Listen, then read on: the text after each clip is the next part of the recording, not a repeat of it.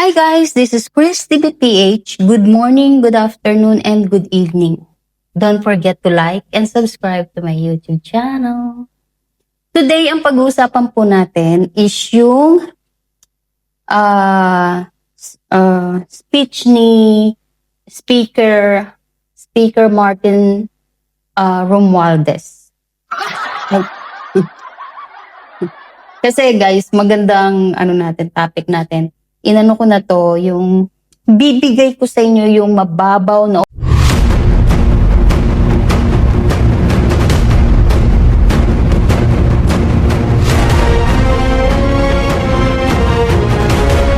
opinion ko tungkol dito. Kasi alam ko naman na lahat kayo napanood na yung video na to, pero dito sa channel natin, bibigyan natin ng mababaw na opinion.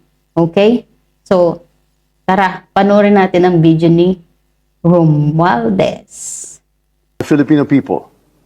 The House of Representatives has filed a motion for reconsideration before the Supreme Hindi natin Court. ipi-play lahat. Ano lang, This is yung not an act of mga 2 defiance. minutes. Kasi 3 minutes an act yung of nakuha duty. kong video. So, ang We do not ipi-play challenge natin, the mga authority siguro of the mga court. half lang. We Diba? seek only to preserve the rightful role of the House, the voice of the people, in the process of accountability. Let us be clear. The Constitution says the House of Representatives shall have the exclusive power to initiate all cases of impeachment. That power is not shared, not subject to pre-approval, and not conditional. Yet, in GR number 278353, the Supreme Court ruled otherwise, based on a misreading of facts and a retroactive imposition of the new rules. On February 5, 2025, the House transmitted the fourth impeachment complaint, filed and signed by 215 members, to the Senate. Only after this transmittal did we archive the earlier 3 complaints. The sequence matters. It proves there was only one valid initiation, not 4. Even the court's own precedent, Francisco versus House, supports this. Only one impeachment can be initiated, and that initiation begins with a 1/3 endorsement or a referral. That is exactly what the House did. The court also said the Vice President was denied due process because she was not furnished a copy or given a chance to respond. But nowhere in the Constitution is that required before transmittal. In fact, in all past impeachments, the trial and the right to be heard take place in the Senate. Okay, hanggang dyan lang yung ipi-play natin kasi mahaba yung 3 minutes na kasi yun eh. Ngayon, naano nyo ba yung yung way ng yung pagsasalita niya, yung pag-upo niya, yung pangalan niya napakalaki, di ba? Ano na to parang nagbabadya na siya yung para sa 2028 na yung datingan niya, di ba? Para na siya si Kim Jong-un. Di ba? Ano to guys, yung si Romualdez, parang pinapakita niya sa Supreme Court na eto ako. Ako to, speaker, nagsasalita, i-reverse niyo yan.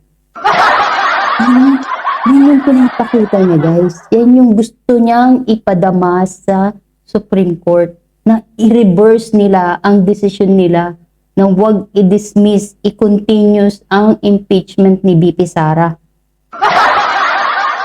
Ano to guys, yung si Romualdez. Kasi ito yung mababaw na opinion ko. Ito yung mababaw na pag-unawa ko tungkol sa protocol ng natin. Ang Congress kasi ang pinaka lower house, di ba, ang tawag sa kanila. Pinaka mababa sila. Tapos Senate, tapos Supreme Court, President. Pero kapag gumagawa, sila kasi tigagawa ng mga batas. ang Congress gagawa ng batas, pupunta sa Senado, ang Senado ano pa yan, aprubahan nila, tapos papasa sa presidente, tapos Supreme Court. Pagbatas-batas. Pagbatas-batas, alam ko ang Supreme Court talaga yung may karapatan na mag-aproba niyan. Hindi yung ano ko, yung mababaw na pag-unawa ko. Hindi ko sinasabi na matalino ako about sa ganito, pero yun yung nakikita ko, yun ang nabasa ko. Hindi naman tayo. Tapos, 'di ba, ang sa akin lang kasi is etong si Romualdez, hindi siya marunong sumunod. Hindi siya marunong gumalang sa Supreme Court. Ang gusto niya, siya yung masusunod. Imagine nyo to, guys. Imagine nyo to, si Romualdez sa 2028 na maging presidente siya, magiging North Korea tayo. Yes, yan ang nakikita ko, yan ang kinakatakutan ko. As ordinary Pilipino, siya ang kinakatakutan kong maging leader ng Pilipinas. Bakit tamo? For sure, mawawala na tayo ng boses. Hawak nila ang media, tapos ang mga vloggers na against sa kanila patatahimikin. Ganyan mangyari. Kasi ngayon na nga lang, di ba? Nasa silent na nila yung ibang vloggers. Gusto nilang patahimikin yung ibang vloggers, di ba? Kung ano-anong mga kaso ang sinasampa sa mga vloggers. Ganun din ang mangyayari sa 2028. Kaya to si Romualdez, talagang pinupush niya talaga na ituloy, i-reverse ng Supreme Court ang decision nila na imbis na dismissal, ano nila,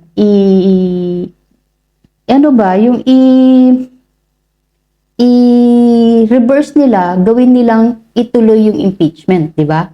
Ganun yung pinapaano niya at tinatakot niya ang Supreme Court. Yun yung pakiwari ko.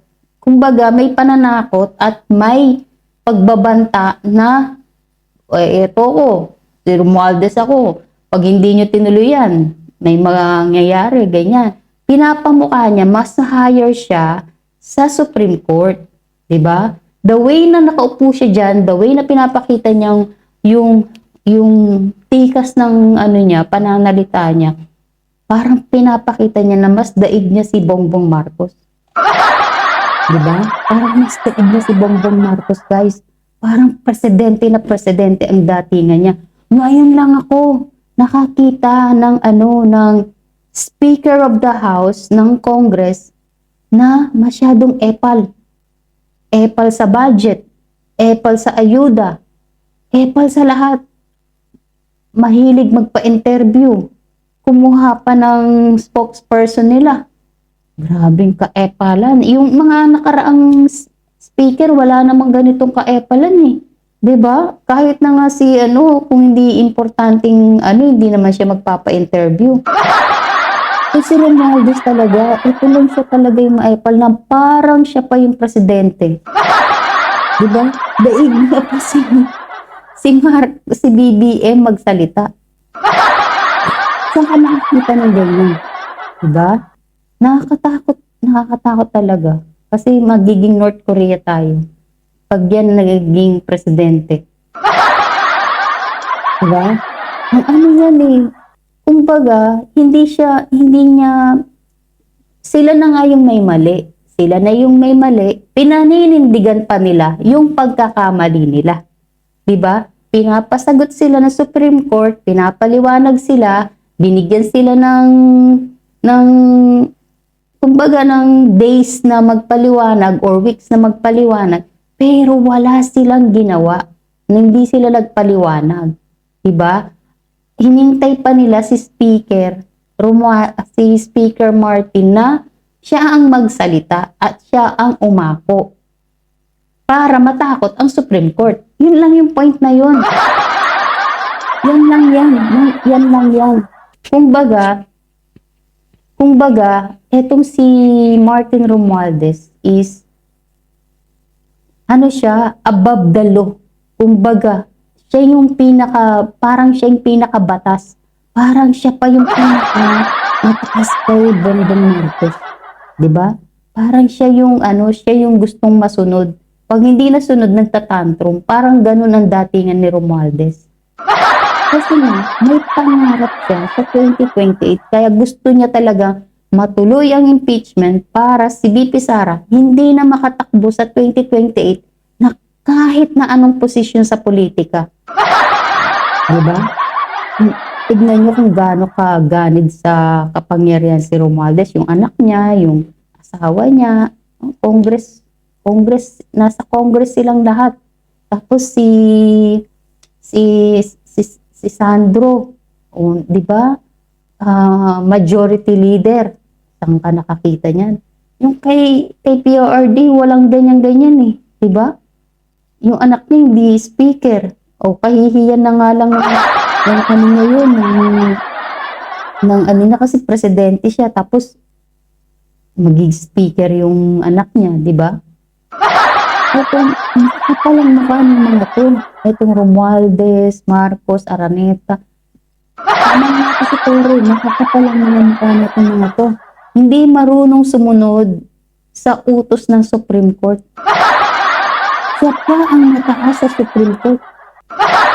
Nakanta si Romualdez.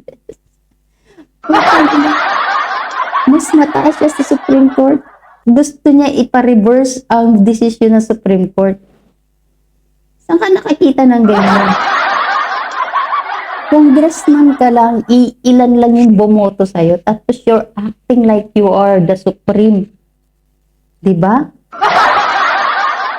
Kung hindi mo disqualified yung kalaban mo, magiging congressman ka ba? For sure, hindi. Ugag eh, no?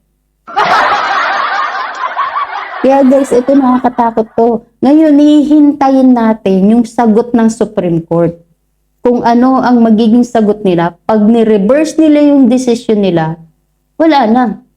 Ang justice system natin sa Pilipinas, wala na. Under of, na siya, Romualdez. Ibig sabihin, natakot na ang Supreme Court kay Romualdez. Pero, pag hindi nila ni-reverse at pinanindigan nila na dismiss ang impeachment ni VP Sara, palakpakan natin. Diba? Pero pag natakot ang Supreme Court at ni-reverse nila yung wala na. Where na tayo, nasa dictatorship na. Nasa dictatorship na tayo ng administrasyon ni Romualdez. Hindi na to si BBM eh. Si Romualdez na to. Kasi si Romualdez parang kumikilos na mag-isa without BBM approval eh. Parang nagsusolo plate na to si Romualdez. Kasi nga, yung ambition niya is sa 2028 na maging Kim Jong-un siya ng Pilipinas. Ay! Ngayon, hintayin natin yung sagot ng Supreme Court. Pag ito ang Supreme Court bumaliktad, ibig sabihin natakot sila kay Romualdez. Yun lang yun guys. Natakot sila. Or baka lang, 'di ba? Baka lang matakot. Sana wag matakot ang Supreme Court kay Romualdez. Kasi nga, pag nangyaring ganun, wala na tayong yung justice system natin sa Pilipinas is wala na. 'Di ba? Pagtatawanan na tayo ng ibang bansa, sasabihin nila sa atin is banana republic na tayo. 'Di ba? Lahat ng mga official unggoy na. Unggoy nakain ng banana. Wala na. Pagtatawanan na tayo ng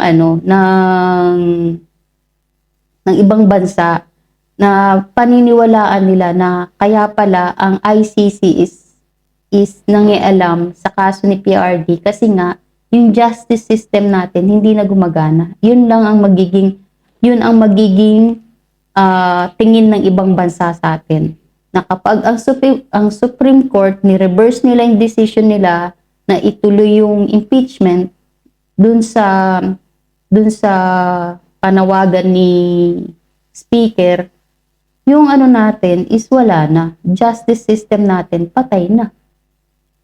magiging ano na tayo, katatawanan ng ibang bansa na ano tayo, sinakop na ng ibang lahi, sinakop na ng ibang bansa ang bansa natin. Yun. Kumbaga, ginibap na ni Bongbong Marcos ang bansa natin sa ibang lahi. Kasi yan ang magiging tingin ng ibang bansa. Kaya pala nakialam, nag-interfere yung ICC sa kaso ni PRRD kasi nga, yung justice system natin, hindi gumagana. Bakit hindi gumagana? Nagdesisyon, tapos nagsalita lang si Romualdez, tapos hindi ko sure, natakot yung Supreme Court kasi ni-reverse yung ganyan yung magiging mangyayari kapag ni-reverse ng Supreme Court ang desisyon. Magiging malaking katatawanan to. Malaking katatawanan to sa mga Asian country na nakapaligid sa atin. Kasi sila, very strong yung justice nila Diba? Sa loob ng bansa nila, gumagana yung Supreme Court nila. Sa ibang bansa, gumagana yung justice system nila. Kaya yung ICC, hindi nag-interfere sa kanila, diba? Pero sa tayo is dahil nadidiktahan kung i-reverse ng Supreme Court, ganito yung mangyayari. Lalabas na nadidiktahan ang Supreme Court ng speaker at ng presidente. Yan na yung nagiging kakalabasan ng bansa natin. Nakakahiya. Diba? Kasi wala ng justice system if ever na ang Supreme Court i-reverse yung decision nila at makinig kay Romualdez. Hindi man makinig, matakot. Diba? Kaya, yan yung mababaw na opinion ko guys about sa sinabi ni Romualdez. Hindi naman tayo nagmamatalinuhan, is mababaw na opinion lang as in-share ko sa inyo. Diba? This is Chris TV PH. Don't forget to like and subscribe to my YouTube channel para ma-reach po natin ang 2,000 subscribers. 1,100 plus na po tayo. So, I'm very thankful sa mga new subscribers ko na patuloy na nanonood at tumatangkilik ng mababaw na opinion ko. Thank you for watching. Bye!